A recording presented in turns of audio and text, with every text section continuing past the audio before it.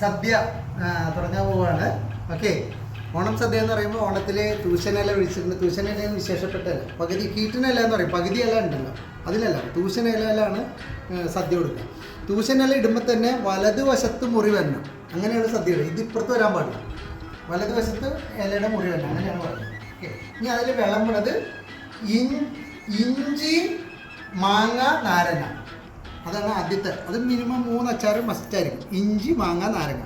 ഇപ്പം നമുക്കത് കൂടാണ്ട് ഇഞ്ചി, മാങ്ങ, നാരങ്ങ, ഉള്ളി, വെളുത്തുള്ളി, 5 തരം അച്ചാറുകൾ. നോക്കൂ, 5 തരം അച്ചാറുകൾ.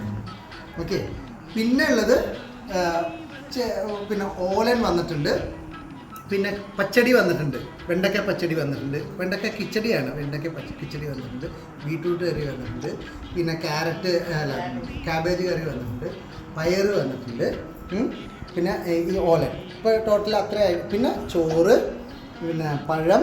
ഓക്കെ, എണ്ണ എത്ര എണ്ണമായി ഐറ്റത്തിന്? ഇത് 5 എണ്ണം. പിന്നെ ഇത് 2 എണ്ണം, കായ വറുത്തത്, ഉപ്പേരി. അപ്പോൾ 5 2 7 ഐറ്റം. പിന്നെ 3 കറികൾ, പിന്നെ പച്ചടി കിച്ചടി വന്നിട്ടുണ്ട്, ദെൻ ഇത് വന്നിട്ടുണ്ട്, ബീട്രൂട്ട് വന്നിട്ടുണ്ട്, ക്യാബേജ് വന്നിട്ടുണ്ട്, ഇതെന്നാ അച്ചിങ്ങ വന്നിട്ടുണ്ട്. എത്ര എണ്ണം? 12.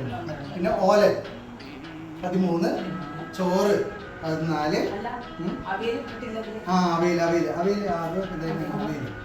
അവിടുത്തെ അവിയലും കൂടി എടുക്കും.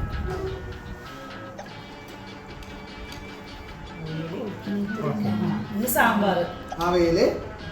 അപ്പൊ ഇത്ര സാധനല്ലേ, ഇത്ര വന്നു കഴിഞ്ഞാൽ ഇനി ഒഴിച്ചു കൂട്ടാം. അപ്പൊ എത്ര? 14.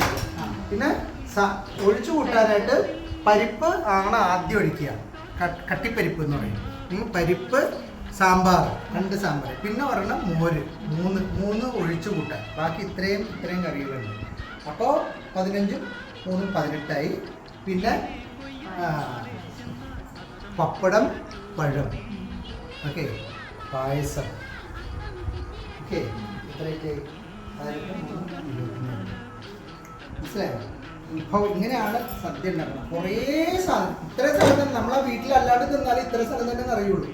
ഇവിടെ തിന്നുമ്പോൾ ഇത്ര തന്നെ. പക്ഷേ ഒരു സാധനം മാത്രം കഴിച്ച് വയറ് നടക്കുന്നതിന് കുറേ വിഭവങ്ങൾ, വെറൈറ്റി ഓഫ് സാധനങ്ങൾ കഴിക്കുക എന്നുള്ളതാണ് സദ്യയുടെ പ്രത്യേകത.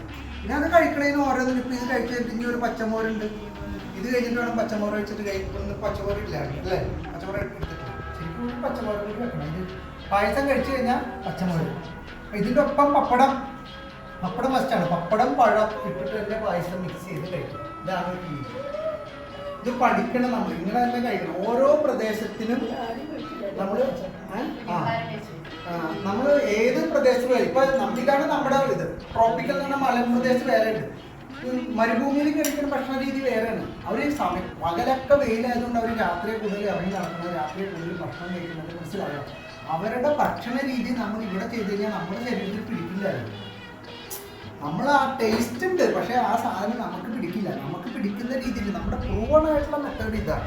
അപ്പോൾ ഇതാണ് നമ്മൾ കഴിക്കുന്നത്. ഇത് കഴിച്ചില്ലെങ്കിൽ ലോങ് ടൈം കൊണ്ട് നമുക്ക് പലതരത്തിലുള്ള അസുഖങ്ങളുണ്ട്. അത് വരാണ്ടിരിക്കണം. ഇതൊക്കെ ശീലമാക്കണം, കഴിക്കണം. ഇനി മറ്റുള്ളവരോട് പറയണം, സദ്യ കഴിക്കണം, സദ്യ കഴിച്ച് പഠിക്കണം, നമ്മൾ ഉണ്ടാക്കണം. വെജിറ്റബിൾസ് കണ്ട വിടരുത്, കഴിക്കണം.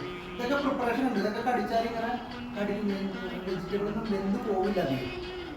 ഈ കറി ഞാൻ നിങ്ങൾ വന്നതിന് ശേഷം ഉണ്ടാക്കിയത്, ക്യാബേജ്. കടിച്ചാൽ ഇങ്ങനെ വെജിറ്റബിൾ കടിക്കും, മുയലൊക്കെ ക്യാരറ്റ് കടിക്കുന്ന പോലെ തോന്നും, തോന്നും. അങ്ങനെ വേണം അത് ഉണ്ടാക്കാൻ. അങ്ങനെ വെജിറ്റബിൾ കഴിക്കുന്ന പറഞ്ഞൊരു ഫ്രഷ്നെസ് ഒക്കെ തോന്നും. അങ്ങനെ വേണം അത് ഉണ്ടാക്കാൻ കഴിക്കും. ഓക്കെ,